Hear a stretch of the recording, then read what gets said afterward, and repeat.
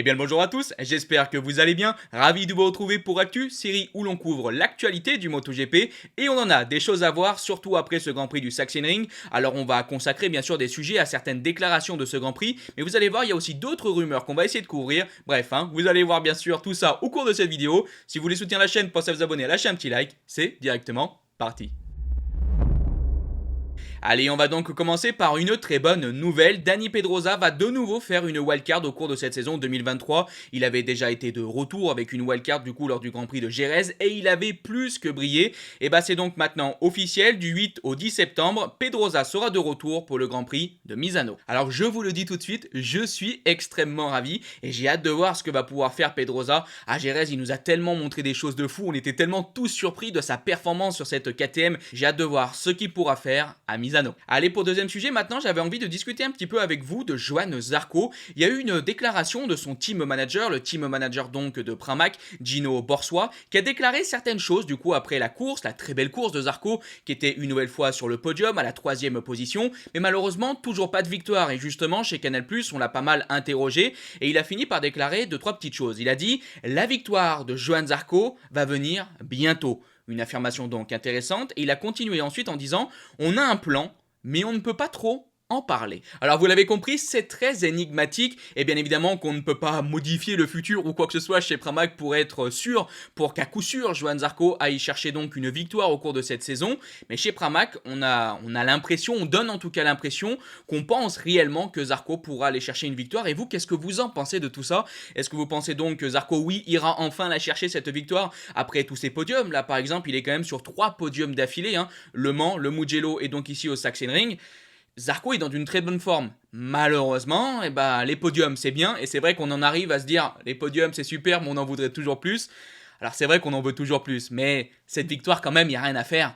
Elle manque. Alors maintenant, moi je vous avoue que je sais pas trop quel plan pourrait organiser Pramac pour espérer donc une victoire de Zarco, à part une question de performance. Il faudra que Zarco aille encore en chercher un petit peu plus. Et moi je trouve qu'il est clairement dans la bonne voie. Quand on voit ces dernières courses, on voit un Johann Zarco, malgré des fois des départs un petit peu plus moyens, qui arrive à remonter, qui arrive à dépasser, qui est plus agressif. Moi je trouve que dans sa manière de gérer les courses, il est très intéressant. On l'a vu aussi énormément progresser dans les courses sprint. Et même si là c'est vrai que ces derniers temps ses départs étaient un peu moins bien, on a vu au cours de ce début de saison un Johann Zarco qui partait aussi beaucoup mieux. Donc pour moi, on est sur la bonne voie. De toute façon, aujourd'hui, quand tu vois le niveau de cette catégorie, quand tu vois le niveau du MotoGP, il va falloir pour Johann Zarco tout mettre bout à bout. Ça veut dire faire une qualif exceptionnelle et faire une course exceptionnelle, que ce soit du départ, des dépassements, du rythme en course, c'est comme ça. Et il faudra donc être rapide dès le début. Quand tu vois par exemple le rythme qu'ont eu Jorge Martin et Francesco Bagnaia, c'est un rythme absolument exceptionnel. Fabio on a parlé assez rapidement, il a déclaré que le rythme du coup des deux pilotes de devant était 20 secondes plus rapide que l'année dernière quand Fabio avait justement gagné. Donc rendez-vous compte de la progression de ce plateau, de tous les pilotes. Pour aller gagner, il va falloir clairement en mettre dans la poignée. Donc pour terminer rapidement, j'espère réellement que ces propos vont être vrais, que cette victoire va arriver bientôt et que leur plan secret, entre guillemets, finira par aboutir et que Zarco ira la chercher, cette victoire. Maintenant, il faut quand même aussi savoir se satisfaire de ces beaux podiums et de cette belle forme en général de notre pilote français. Allez, maintenant on part dans un environnement beaucoup plus difficile et on va parler de Yamaha et de Franco Morbidelli, parce que Morbidelli titille un peu son coéquipier, titille un peu Fabio Quartararo, bombe un petit peu le torse, allez si on peut dire ça comme ça, parce que justement une nouvelle fois en course il s'est retrouvé devant le pilote français. Alors on analysera un petit peu tout ça. Tout d'abord je vous lis donc ses déclarations après cette course du Sachsenring. Alors il rappelle tout d'abord qu'aussi pour lui c'est compliqué cette situation actuelle du constructeur japonais. Il déclare donc: c'est difficile d'accepter une telle situation, mais je suis honnête, j'ai envie de sourire un peu. L'année dernière j'ai connu beaucoup de difficultés, alors que cette année j'ai commencé avec une approche totalement différente. Je me sens bien avec l'équipe et la moto, il manque juste les résultats. Ce qui est malheureux, c'est que c'est quand même le plus important. Il continue ensuite en disant: nous sommes tous sous pression, je ne voudrais pas en mettre davantage à Yamaha. Effectivement, nous devons nous ajuster. Quand je regarde mon rythme aujourd'hui, il est sensiblement similaire à celui de Fabio l'an passé. Et il a gagné. J'ai dû récupérer des positions et faire des dépassements. Mes sensations étaient excellentes sur la moto, proches des meilleures que j'ai connues. Je dois féliciter l'équipe. Globalement, ça reste un week-end positif. Et justement, par rapport à la situation de son coéquipier, on y vient, il a déclaré: il faut laisser les chiffres parler. Celui qui est devant a raison. C'est celui qui fait le meilleur travail. Exactement comme l'avait fait Fabio, qui en avait fait un meilleur que moi l'an dernier. Maintenant, il y a une bonne lutte interne. Alors j'ai encore envie de vous répéter que j'attends votre avis. De toute façon, vous allez voir, il y a beaucoup de sujets où j'attends votre avis parce qu'on a clairement pas mal de choses assez intéressantes pour aujourd'hui, assez intrigantes. Je suis assez d'accord en fait dans ce principe qu'il faut toujours avoir une sorte de petite bagarre interne dans les équipes d'usine. On sait que la concurrence avec son coéquipier c'est très important et que souvent c'est le principal adversaire. Bien sûr, pas de problème, ça existe depuis des décennies, ça a toujours été même presque comme ça et ça existe surtout dans toutes les équipes. Mais quand on connaît aujourd'hui la situation de Yamaha, je me demande quand même si c'est vraiment aussi bon qu'on pourrait l'imaginer d'avoir un Morbidelli et un Fabio Quartararo qui qui se tirent un petit peu les cheveux. On voit et on a vu clairement des déclarations de Fabio qui étaient assez dures sur Franco Morbidelli, même s'il était assez réaliste. Et maintenant on voit un Morbidelli qui répond aussi pas mal et qui n'a pas peur d'aller titiller le pilote français. Et je me dis, au vu de ce qui se passe aujourd'hui chez Yamaha, peut-être qu'il faudrait quand même mieux se serrer les coudes, essayer de travailler ensemble, plutôt que d'essayer de s'envoyer un petit peu des pics. Maintenant, si on analyse un peu les résultats, il faut quand même avouer que sur le papier, Franco Morbidelli a assez raison, il est devant, il est un peu plus rapide sur certaines pistes, parce que Fabio a été aussi devant. Je crois pas que Morbidelli a fait par exemple un podium à Austin, bref voilà, ça arrive aussi à Fabio Quartararo d'être devant, mais il faut quand même bien admettre qu'aujourd'hui c'est très difficile, que ce soit pour Fabio, mais aussi pour Franco Morbidelli, et il faut aussi donc bien admettre que par rapport à la saison 2022, on a un Morbidelli aujourd'hui qui se sent un petit peu mieux et qui arrive à aller chercher d'une manière constante un petit peu plus de résultats. Maintenant, on parle pas de 5e place, on parle pas réellement de podium, de victoire ou quoi que ce soit, on parle de 10e position, de 11e position, de 12e position. Bon, encore une fois, j'insiste un peu là-dessus. Je peux comprendre qu'aujourd'hui Morbidelli veut montrer qu'il est aussi performant, voire peut-être d'après ses propos plus performant que Fabio. Mais on parle aujourd'hui d'essayer de faire des top 10. C'est pas ça que doit viser Morbidelli selon moi, et c'est pas ça que doit viser Yamaha en général en termes de résultats. Bon voilà, du point de vue de Fabio, je vous ai pas spécialement pris de déclaration parce qu'il n'y a pas réellement quelque chose de neuf, peut-être qu'on en parlera dans une prochaine vidéo. Mais bon, Fabio lui, il est déçu de sa situation, il reste fixé là-dessus. Aujourd'hui, il n'arrive pas à aller chercher de bons résultats avec cette Yamaha. Il a voulu du coup choisir aussi le pneu soft arrière, c'était l'un des deux pilotes qui avait choisi ce pneu soft arrière avec Aleix Espargaro et malheureusement ça a été une grosse déception et c'était le mauvais choix. On se rappelle que Fabio Mugello avait donc pris le médium parce que son équipe l'avait, on va dire, obligé à prendre ce médium alors que lui il pensait que c'était mieux de prendre le soft. Après la course, il avait déclaré que du coup prendre le médium c'était une erreur et que maintenant il écouterait un peu plus ses propres pensées entre guillemets, son propre avis. C'est ce qu'il a fait ici au Sachsenring, il a pris donc le soft peut-être au lieu du médium et malheureusement ça n'a pas mieux fonctionné. Donc voilà, je vais pas plus tergiverser sur la situation de Yamaha. Bon, je pense que vous êtes tous au courant de ce qui se passe. Pour l'instant, les résultats sont extrêmement compliqués. On n'a pas la sensation qu'il y ait de réelles améliorations qui vont arriver dans l'avenir. On croise quand même les doigts, bien sûr, pour la deuxième partie de saison. Et au sein de l'équipe, on voit que les pilotes se mettent des petits pics.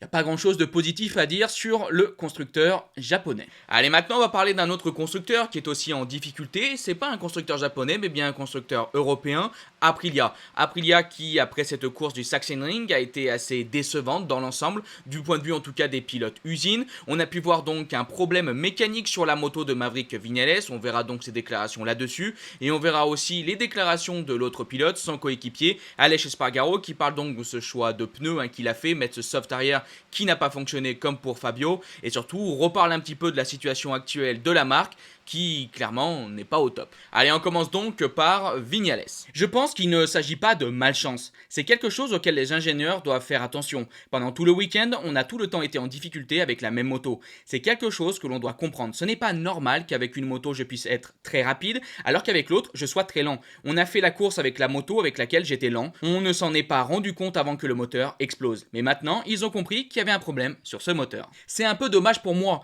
parce que je pense que ces deux pistes, le Mugello et celle-ci, étaient très bonnes pour moi. Et sachant que je n'ai pas pu être aux avant-postes, je pense qu'il devait y avoir quelque chose. Il faut qu'on fasse attention. On se bat à coups de dixièmes. Or, si on court avec un moteur qui a des problèmes, je pense qu'on lâche beaucoup de dixièmes, alors il faut qu'on fasse attention, qu'on soit plus intelligent et mieux préparé. Bon, vous l'avez donc bien compris, Viñales essaie donc de donner une explication à ces petites contre-performances depuis donc maintenant 2 week-ends, même si bon, le début de saison 2023 dans l'ensemble est pour l'instant pas non plus génial de la part du pilote espagnol. Il pourrait donc y avoir un problème sur sa deuxième machine, ce fameux problème du coup de moteur qui aurait fini par casser au Grand Prix du Sachsenring, précisément lors de la course du Sachsenring. Oui, peut-être, mais je trouve quand même que dans l'ensemble, aujourd'hui, Aprilia va pas très bien et on n'est pas du tout dans la même dynamique que 2022. Alors déjà, le début de saison 2022 était absolument exceptionnel, mais rappelez-vous déjà la deuxième partie de la saison 2022, on a senti Aprilia qui commençait déjà à être un peu plus en difficulté et malheureusement pour moi, au cours de ce début de saison 2023, dans cette première partie de saison, on n'est pas dans la dynamique de la première partie de saison 2022, mais plus dans la deuxième partie de saison, là où on sent qu'Aprilia progresse pas assez et on a l'impression que les résultats régressent. Et moi je vous avoue que ça me fout un peu les boules parce que j'étais tellement content, j'ai tellement eu des étoiles dans les yeux quand j'ai vu les résultats d'Aprilia, voir Aleix Espargaro enchaîner ses podiums, faire sa victoire en Argentine, mais c'était absolument génial et j'ai vraiment croisé les doigts et rappelez-vous on en avait parlé bien sûr à la fin de cette saison et je vous disais j'espère vraiment que ça va pas faire comme KTM a pu faire pendant quelques années où ça faisait le yo-yo de résultats, une année on était vraiment bien, puis l'autre année c'était plus compliqué, puis on redescendait, puis on remontait. Et j'ai l'impression que pour cette année 2023 d'Aprilia, on est reparti un peu à la baisse. On voit que KTM est beaucoup plus fort, on voit que Ducati écrase absolument tout le monde. Et Aprilia n'arrive plus à faire les coups d'éclat qu'on a pu faire pendant cette première partie de saison 2022. Alors il y a peut-être aussi des questions de malchance, il y a peut-être aussi des problèmes mécaniques comme a pu dire Vignales, mais j'ai quand même l'impression d'un point de vue général que tout simplement ça va moins bien. Et je trouve qu'Aleix Espargaro l'a bien expliqué avec ses déclarations en disant que tout simplement aujourd'hui, par exemple au Sachsenring, sa position à peu près normale, c'était pour lui la 9ème position. Et c'est pour ça que justement il a passé ce pneu soft en essayant de faire un pari pour essayer d'aller chercher mieux, et finalement ça n'a pas fonctionné. Il a déclaré « Je crois qu'aujourd'hui j'aurais pu finir à la 9ème place sans trop de problèmes, mais j'attends plus, donc c'est la raison pour laquelle on a fait un pari en prenant le pneu tendre, et ça n'a pas payé. » Il estime donc que c'était une grosse erreur faite au tout dernier moment. Et sur la situation globale d'Aprilia, Aleix Espargaro termine avec des déclarations assez dithyrambiques. Il a donc déclaré « En 8 courses, ce n'est pas de la malchance, on n'a pas le niveau, c'est tout. » Ducati est sur une autre planète. Comme je l'ai dit dès la pré-saison, j'aime ma moto, mais elle est différente à 4% de l'aspect de 2022 qu'utilise Miguel. Et vous voyez les résultats de RNF ou de l'équipe d'usine. Ils ne sont pas bons. On n'a pas assez progressé pour se mettre au niveau. Franchement, je m'attendais pas à ce que Ducati progresse à ce point par rapport à l'année dernière, mais ils l'ont fait. Regardez le temps de cette course à celui de l'année dernière. Je crois qu'il a été abaissé de 20 secondes, alors on n'a pas le niveau. Et ça rejoint justement donc les propos de Fabio Quartararo qui parlait de ce rythme 2023. Et c'est ce qui est assez fou, et c'est vrai qu'on n'en parle pas tant que ça, parce qu'on sait que la Ducati est très forte, mais elle est encore plus forte. Et c'est ça qui est complètement fou. Parce qu'en 2022, la moto était déjà mais tellement forte. Bon, et dire que ça écrasait la concurrence, c'est toujours des mots qui sont très forts, mais j'ai quand même envie de les sortir. Ducati écrase tout le monde. Et pourtant, en 2023, ils sont arrivés à faire une moto encore meilleure. Quand tu vois que, par exemple, chez Yamaha ou chez Honda, on arrive à peine à progresser, tu te dis c'est fou que chez Ducati, on arrive à autant progresser, à faire toujours mieux, alors qu'on a déjà une base de moto qui est exceptionnelle. Et rappelez-vous ce que je vous avais dit après le Grand Prix du Mugello. On a appris que Ducati avait même devait apporter des nouveautés lors du Grand Prix du Mugello, mais on a finalement pas apporté ces nouveautés, tout simplement parce que la moto est tellement bonne que pour l'instant, on n'a pas besoin de montrer des nouveautés, on veut pas se faire copier par les autres constructeurs, on laisse ça au chaud et on laisse pour l'instant dérouler cette Ducati qui fonctionne extrêmement bien. Et je trouve ça fou. C'est fou parce que quand tu compares à la situation des autres constructeurs, tu te dis mais Ducati c'est impressionnant, c'est le bon élève, c'est l'élève parfait. Je vous rappelle quand même qu'avec le Grand Prix du Sachsenring, on avait 8 pilotes Ducati dans le top 9. C'est toujours le problème avec ce fameux Ducati Cup, c'est quelque chose qu'on entend beaucoup et je pense qu'il y aura un sujet concentré là-dessus, mais c'est le souci, c'est qu'aujourd'hui Ducati est très fort, mais surtout on a énormément de pilotes qui sont très forts, énormément de pilotes qui peuvent gagner et ils écrasent absolument tout. C'est peut-être la différence avec les années où par exemple Honda a dominé ou Yamaha a dominé, et je parle des dernières années avec un MotoGP moderne. C'est qu'il y avait quoi, 2 pilotes chez Honda qui pouvaient gagner, on avait du coup 4 pilotes au maximum, et c'était la même chose pour Yamaha. Aujourd'hui, le truc avec Ducati, c'est qu'on a quoi? On a sur les 8 pilotes, bien 7 pilotes qui peuvent gagner, et on a surtout 8 motos en tout. Ça écrase absolument tout le monde. Donc bon, je commence à m'éloigner du sujet de base et donc d'Aprilia.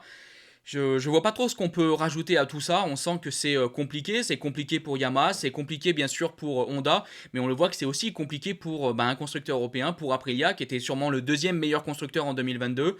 Il va falloir, comme on dit, se retrousser les manches et espérer aller chercher encore un petit peu plus pour améliorer cette moto afin de concurrencer KTM et Ducati. Et vu qu'on parle de Ducati, il y a une rumeur qui est en train d'enfler ces derniers temps avec une source proche du coup de Ducati qui a parlé à The Race en expliquant qu'il pourrait bien y avoir un gros bouleversement dès la saison 2024 avec un transfert entre Enea Bastianini et Jorge Martin, un Jorge Martin qui pourrait donc bien prendre la place de l'Italien chez Ducati Usine. On avait tout d'abord le patron de Ducati, Paolo Cebatti, qui avait suggéré il y a quelques semaines qu'il allait devoir prendre une grande décision au cours des prochaines vacances du coup d'été pendant cette pause d'intersaison sur justement cette décision si oui ou non on remplaçait Bastianini par Martin. Alors justement, je vous montre les déclarations des intéressés par cette rumeur. Tout d'abord, Jorge Martin qui a déclaré « Je n'y pense pas beaucoup, j'entends quelque chose à propos de Ducati, qu'ils doivent décider quelque chose. Je ne sais pas exactement ce qu'ils doivent décider. Peut-être que si j'avais la possibilité d'aller dans l'équipe d'usine, ce serait génial. » Et regardez surtout la réponse d'Enea Bastianini quand on lui a parlé de cette rumeur. Il a déclaré « Je suis confiant.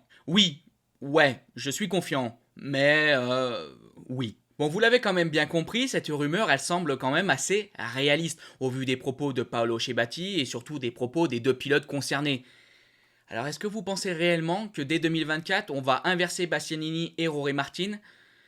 Bon, le pauvre Bestia, quand même, il a été blessé, et quand on voit sa saison 2022, il l'a mérité quand même cette place du coup dans l'équipe usine. Il y a eu une blessure, et c'est sûr qu'en ce moment, les résultats sont donc plus compliqués, il a manqué pas mal de courses, il doit se remettre physiquement. Alors c'est vrai qu'à côté, on a un Jorge Martin qui explose, qui brille, qui gagne les courses sprint, qui gagne maintenant les courses du dimanche, comme ici au Sachsenring. Bien sûr que Jorge Martin est dans une forme absolument exceptionnelle, et que de l'autre côté, Bastianini est moins bien. Mais quand même, donnons quand même un petit peu de temps à Bestia. Donc je sais pas. Maintenant, je rappelle aussi que pour Jorge Martin, il y a quelque chose qui est compliqué, c'est qu'il y a des rumeurs qui pourraient l'amener à quitter justement Ducati. Je vous rappelle que Jorge Martin a une clause qui lui permettrait de casser son contrat dès la fin de saison 2023 et donc possiblement de partir. Et vous imaginez bien que Ducati n'a pas envie de voir du coup Jorge Martin partir, surtout quand on voit aujourd'hui ses résultats et sa montée en puissance. Ça pourrait donc amener Ducati à faire ce choix de remplacer Bastianini. On verra comment tout ça évoluera, mais je pense que ça va être l'un des sujets qui va suivre dans les semaines et mois à venir, qui va être très très croustillant. Allez, pour tout, dernier sujet de cette vidéo qui a été quand même pas mal chargée, on va donc se voir les propos d'un Jack Miller qui a été très très très dur sur, il me semble, deux hommes, Fabio Quartararo et Marc Marquez, de pilotes qui se plaignent pas mal de leur situation, qui se plaignent pas mal de leur moto, parce qu'aujourd'hui ça va quand même très mal. Et ben vous allez donc voir les propos de Miller. Ça va sûrement faire parler. Il a donc déclaré, sans citer de nom, mais on comprend qu'il parle bien sûr des deux pilotes que je viens de vous citer, « Nous sommes KTM les seuls à ne pas nous plaindre de nos motos et nous essayons de faire quelque chose pour les réparer. » Tout ce qu'ils font, c'est jeter leurs jouets hors de leur berceau et dire « Ma moto est merdique ». C'est aussi simple que cela. Et pourquoi est-elle merdique ? Parce qu'ils ont viré 99% de leurs ingénieurs pour faire monter ces ingénieurs, ces gars. Et maintenant, ils sont bloqué pour être plus poli, et il ne peut même pas faire plus d'un tour. On a l'impression que cette phrase est un peu plus concentrée sur Marquez.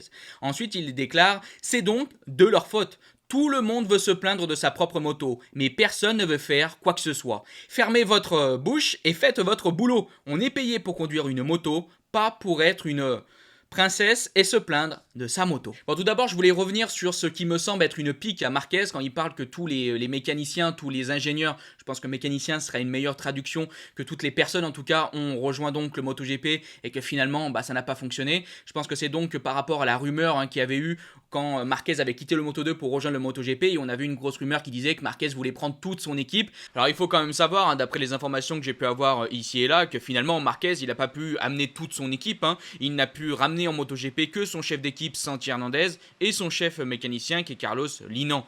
Et de toute façon, Marquez a été plusieurs fois champion du monde, même s'il avait amené toute son équipe Moto2 ou quoi que ce soit, c'est pas ce qui a amené la situation extrêmement compliquée dans laquelle il est aujourd'hui, le fait qu'il y a des années et des années, il ait amené toutes les personnes qui l'entouraient dans son équipe en Moto2, en MotoGP. Ça me paraît complètement à côté de la plaque, ces propos. Alors après, comme je vous ai dit, vu qu'il ne cite pas de nom, ça se trouve il parle pas de Marquez, je pense pas non plus qu'il parle de Fabio, alors peut-être qu'il parle de quelqu'un d'autre, et on n'a pas compris qui. Bon allez, maintenant dans un point de vue un peu plus général, je vais essayer d'analyser les propos de Miller. Je peux tout à fait entendre ces critiques, et je pense qu'on peut les comprendre. Pas mal de personnes sont aussi énervées de voir que Fabio Quartararo se plaint beaucoup, que Marquez se plaint beaucoup, mais je suis pas tout à fait d'accord moi techniquement avec ce qu'il déclare. Je peux entendre que ça puisse agacer, Mais quand même, aujourd'hui, la situation, par exemple, d'un Fabio et d'un Marquez, c'est pas juste oh là là, mon pneu il est mauvais ou oh là là, je suis pas content de mon pot d'échappement. Non, on a un véritable problème, c'est qu'il n'y a plus de communication, en tout cas, il n'y a plus assez de communication entre l'usine tout en haut, Yamaha, Honda, et les équipes qui sont, par exemple, donc en Europe. Et on a l'impression qu'on n'est tout simplement pas écouté. Et moi, je pense que c'est vraiment pour ça qu'on se plaint, pour essayer de faire un peu entendre la situation, de faire comprendre ce qu'il se passe sur le terrain lors des courses. Parce qu'en interne, on envoie des messages, on essaie de discuter, mais rien ne se passe.